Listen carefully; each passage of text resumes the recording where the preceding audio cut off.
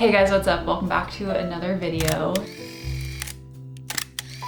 Today we are going to be talking about all of my favorite books from last year. So all of my favorite books from 2025. This is going to include series, standalone novels, from fantasy to literary fiction, even like modern day classics. And I had a lot of 5 stars last year. I would say I probably had at least 25 to 30 5-star reads. So if that tells you anything, I had an amazing reading year in 2025. I read a total of like 100-ish books. I think my Goodreads total said 97, but I don't include my DNFs and stuff in that number, but probably on average about 100 books. And these are gonna be my top 10 books or series from all of last year. So without further ado, let's go ahead and get into it. I'm not gonna rank them in any particular order. I'm just gonna go 1 through 10 or 10 through 1 and just talk about them as I have written them down. As always, we need a beverage to start the day. This has been my recent crutch.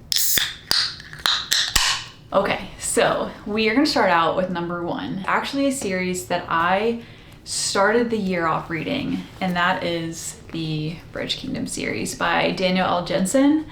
I am obsessed with this series. Probably one of my favorite series that I've read in a long time. I'm pretty sure I finished the first book like the first week of January and then just completely binged all of the books that were out at that point. Since then, there are 5. There's 5 total books that are out, and we're getting the 6th and I think final book this year. Yeah, what's really special and like stood out to me about this book is honestly just like the heartbreak and my ability to really feel for the characters as a reader. And if you've read the series and you know, in this second book actually in particular, there's a scene that is just absolutely devastating. And I cried like a baby, and I can still picture that scene perfectly in my head. Like I know exactly what happened. I know the words that were said.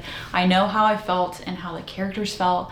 And it was just absolutely like heartbreaking and tragic. The setting of this world is basically different islands or continents or countries that are basically all ruled by separate kings, and they're fighting for the Bridge Kingdom, which essentially is a bridge that spans across these islands that improves your trade, makes you a lot of money, and makes it easy to trade goods between the islands. And so whoever controls that bridge has the upper hand in the trade. So this book series is definitely heavy on the politics, but not in a boring way, like in a very digestible way. I usually get bored by politics, but I didn't at all in this. I actually grew to really love it. So you're following a princess who was raised as an assassin by her father among her sisters to go and eventually get married off to their king of the Bridge Kingdom to eventually murder him basically and take over the Bridge Kingdom for her father. Multiple wars, there's Pirates of the Caribbean feels, because a lot of the times, you know, they're living on islands, and so you have a lot of ships and like ocean settings and ocean battles, and it is just so good. There's a lot of moving pieces in the series, and each 2 books within the series you're following a different couple within the series. So these first 2 are the main 2 characters, and I just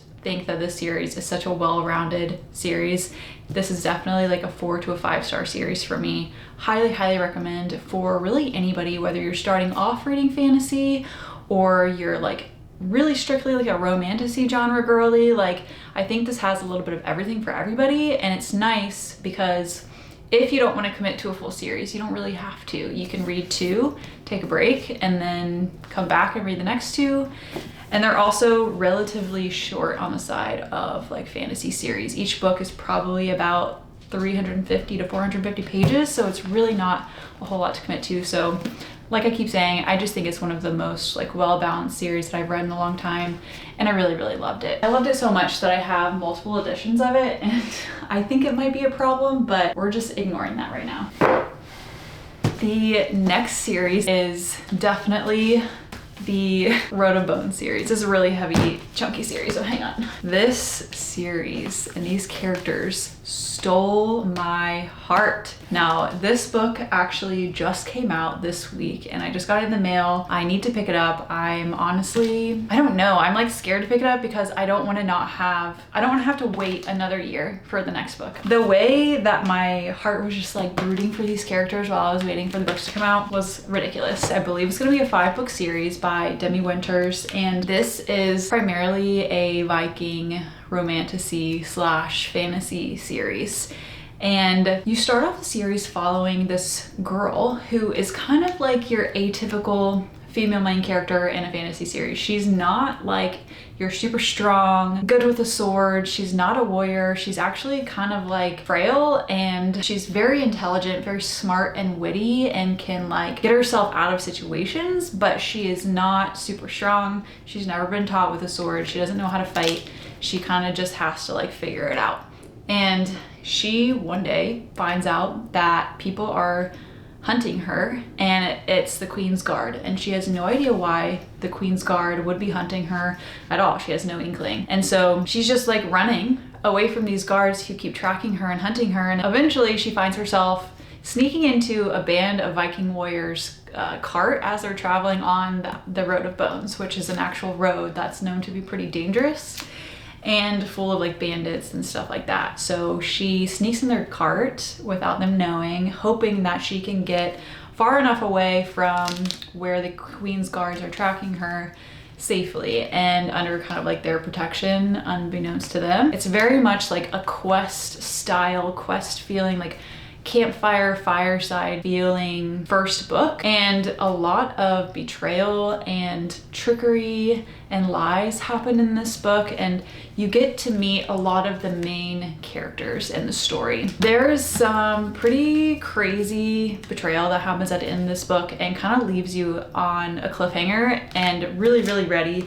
to dive into the second one, which was Kingdom of Claw. And Kingdom of Claw really honestly outdid itself. Like, you get multiple points of views in this, and you get a whole nother portion of the world, a whole nother setting in the world and the story, and you just get to add on more to the plot, and you just get a lot more like magic and yeah, a lot more characters. And so overall, this was definitely one of my all-time favorite, most memorable series to start last year. I'm just incredibly excited that we get to continue this series for probably a couple more years to come. I'm just so excited, and I think the books look really amazing on my shelf. I also would not mind getting more novellas by her because I ate that novella up. Hecla is my girl. The next book that probably was one of my all-time favorite books of last year, I'm gonna say that about every single one, has to be Alchemised by SenLinYu. Y'all know that this was gonna make this list. The reason why I loved this book so much was just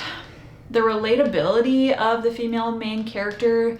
She was portrayed as such a just human girl who's just wanting to do good and basically giving her all to defeat the darkness. And I think that as a foundation is just so relatable just as a human, and to like really feel deeply for the cause of the main character. This is a very long book. Okay, so you have a long time to get to grow and love the main characters, and it comes down to this like epic battle of what's right and what's wrong, and you just, I don't know, it just like pulls something out of you. Anytime like human empathy or human feelings that you have, I just feel like she was able to just pull it right out of my body. And I don't know, this whole story was just like really well done, really heartbreaking and just relatable and emotional, and you just root so much for the characters. And that's all I ever ask for in a story, is to be able to feel like I can root for the characters and want them to succeed. If she wants to break my heart, so be it.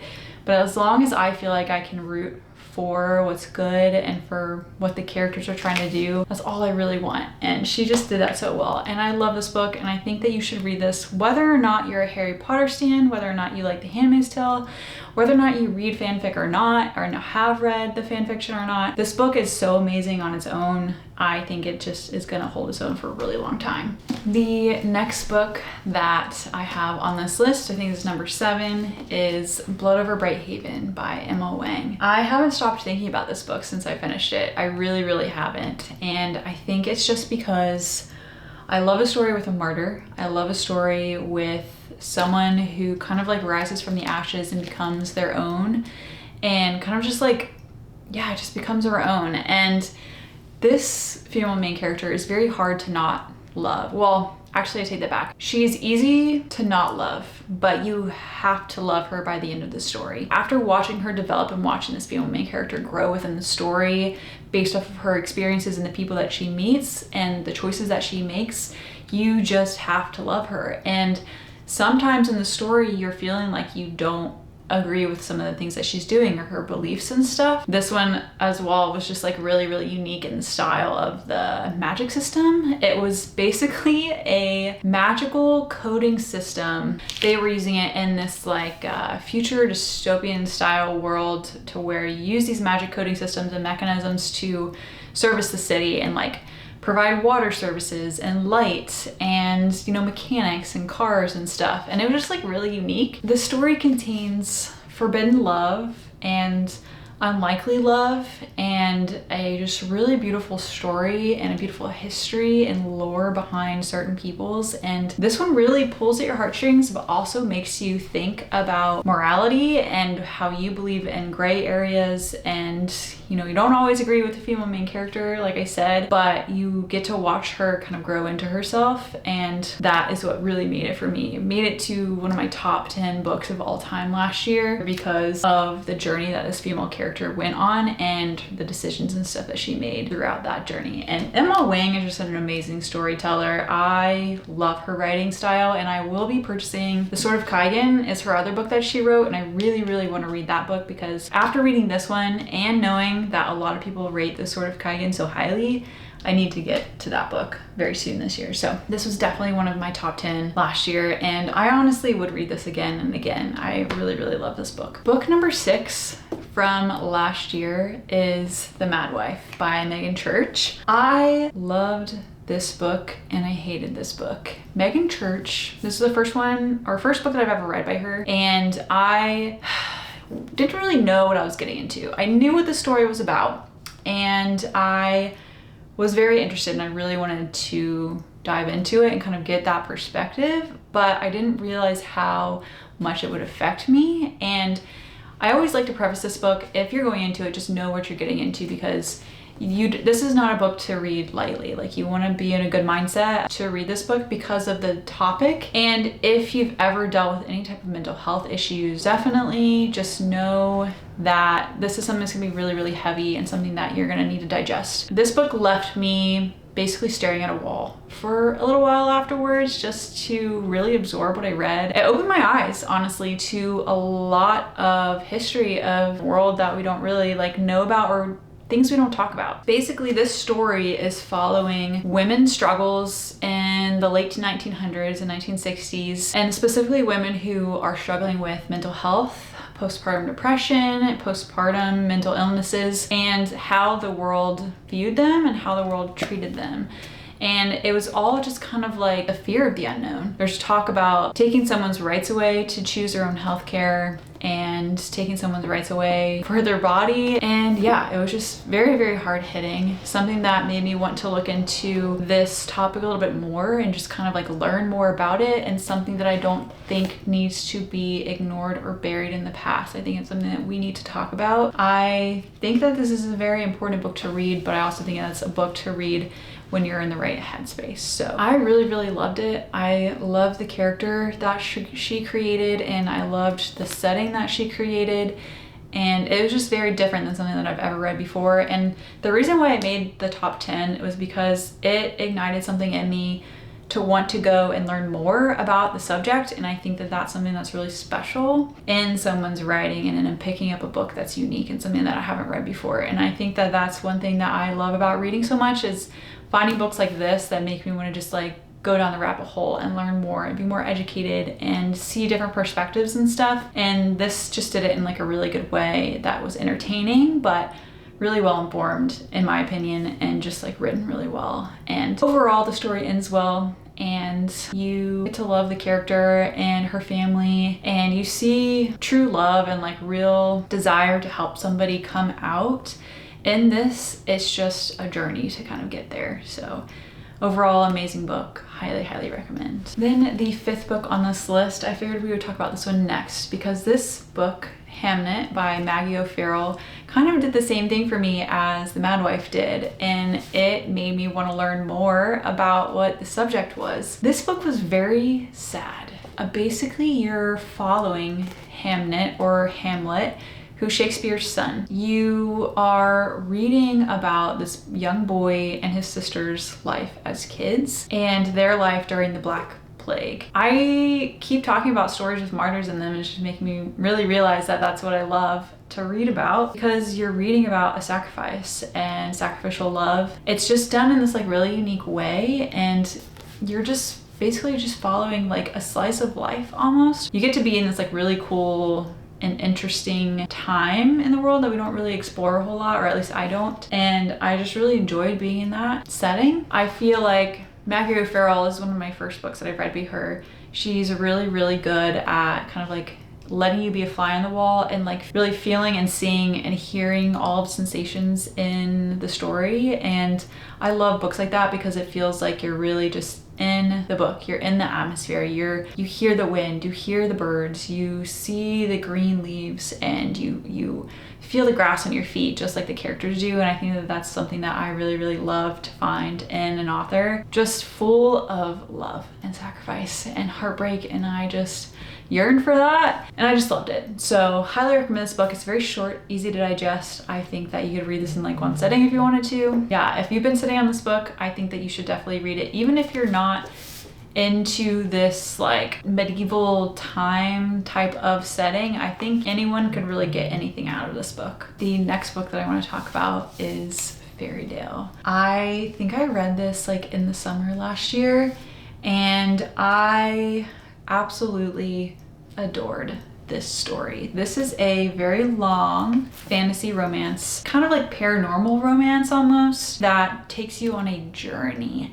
And if you're looking for that like yearning love over lifetimes and over ages, this is the book for you. It's so interesting because I feel like you almost get 3 books in one, because you're in different settings and different timelines over years, and you go back and forth between points of views, and I just absolutely ate it up. First you start out in this like paranormal, kind of like scary, thrillery feeling, ghost hunt type of vibes. This woman gets this mysterious letter that she's inheriting a bunch of money from her deceased family member, and so she has to go to the scary city. She gets picked up by a driver who's a little sketch, and she's just like in this like dark, eerie environment, but she's doing it because she needs the money. And so you get there, she meets all of these different characters, and things just keep happening that are a little odd, and she meets some people who are a little strange, and she gets these weird vibes, but then she keeps having these like flashbacks. There's this man, our main male character, who keeps popping up in each of these timelines, and eventually it starts all kind of coming together. But within all of that, there's a lot of tragedy, there's a lot of betrayal, and it is just a wild ride of just really deep love. I love stories like that. Anything that has to do with like love across the ages is my thing, and I think it's definitely meant for some readers and not for others. If you're not in for the long haul and a slow burn, yearnful romance is not going to be for you, but if that's what you love and what you die for, this is going to be the book for you in the book of your year, because this is just the ultimate yearnful fantasy romance that I read in a very, very long time. So this could be comparable to when I read Manacled for the first time. Like, that is the vibes that it gives because of the like lifetime worth of love that you feel from the characters. So yes, highly recommend. Definitely one of the top 10, probably one of like the top 5 books that I read last year. The next book that is on this list is Anxious People by Frederick Bachman. I recently discovered Frederick Bachman as one of my favorite authors now, and this was the first book that I read by him, and I sobbed like an absolute baby. It was like just totally worth it. I really love this book. This was not really what I expected, to be honest. What really stood out about this book specifically and this author is his ability to portray humanity at its deepest level and somehow do it with words and in scenes, and not like writing it out. Like, he just shows you humanity within his characters and the way that they interact with each other and in his stories, and I just love it so much. And this book definitely talks about a lot of very hard topics to speak about and to think about, including suicide, depression, anxiety, and really explores that within his characters. And definitely another book that I think that you should be in the right mental space to read. Otherwise it could be a little triggering or a little bit too much for somebody who has dealt with those things. And as somebody who has dealt with mental health for my whole life, this was something that almost like helped me, because it just made me feel a little bit more seen in the way that he portrayed these feelings in his characters. And I think that him as an author, I think he's struggled with those things as well. And I think I read like the back or the excerpt of this book, postword or something from him, and I think it was kind of like describing how this book helped him get through certain struggles. Don't quote me on that, but I think I remember reading that either about this book or another one that he wrote. I just think that that's like really relatable as a reader and something that I would love to find more of. Yeah, I don't know, I just really love this book. I think that he's really talented in his ability to kind of like round everything out and tie everything together at the end, because you're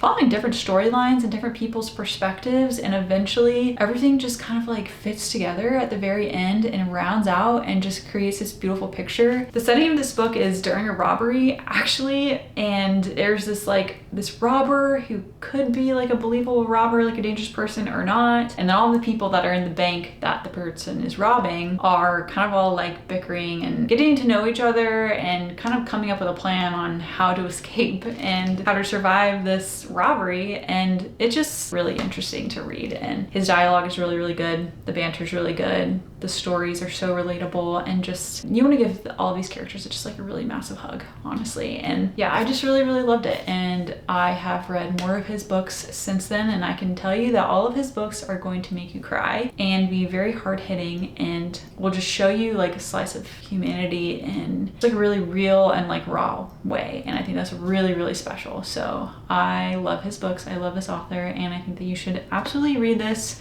if that's something that you think that you can read, something that you can handle, and something that you want to dive into. Absolutely read this book. The second to last book on this list I have talked about a lot already and recently on my channel, and that is Slewfoot by Brom. This book, you already know, is just so haunting and eerie and good and full of feminine rage in the best way.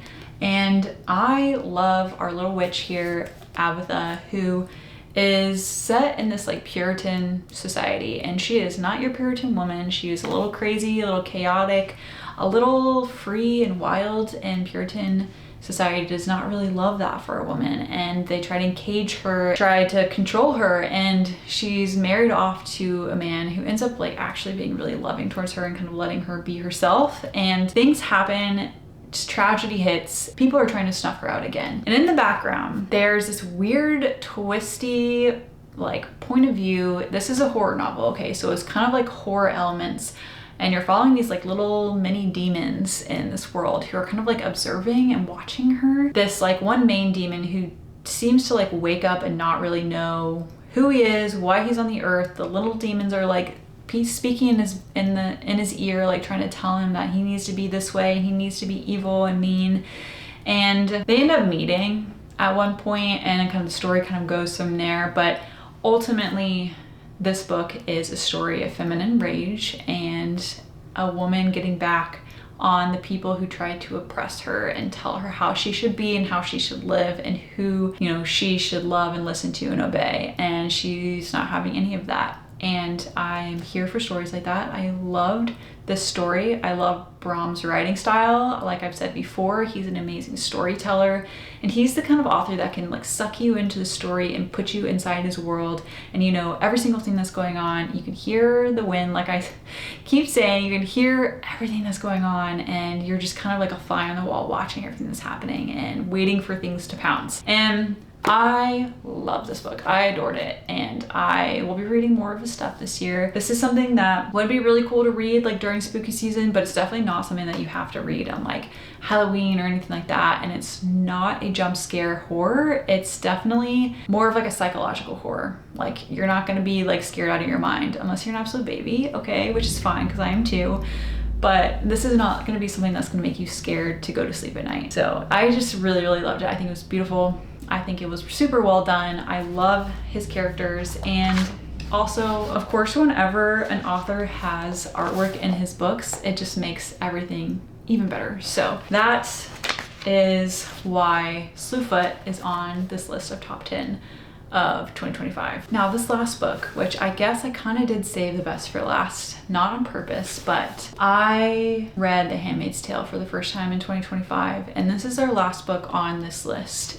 And this kind of like, I don't know, but I'm kind of like seeing a little bit of a trend in my reading tastes this past year, just reading books about women fighting for their rights, holding their own, fighting against wrong, fighting against evil, and sacrifice and forbidden love and martyrs, and that is all that this encompasses. And I think that this is just kind of like a stand on human rights and female rights, and I just think that this is like a really important book to read for anybody, male or female, young or old. I was originally worried going into this book that it was going to be boring and that it was gonna be really slow and I would be confused and not know what's going on, and that is not at all how it went. This was just a very entertaining, investing read, and it never felt slow. I read this in one sitting because I was that invested in the story and the characters and what was going on, and I just needed to know what was happening, and I never felt like it got slow, never felt like it got boring or too much or too intellectual or anything like that. This was a very, very easy read, and I love her writing style. It is very entertaining and kind of like gives you a little bit of like a mystery thriller feel to it, but also kind of dystopian, kind of fantastical. And I do since have the second book, The Testaments. I will be reading that I think in February, maybe in March, we'll see. But The Testaments, the second book to this, is on my books to read in 2026. I do want to continue this. It is just a duology in the world, and I definitely think that everybody should read it.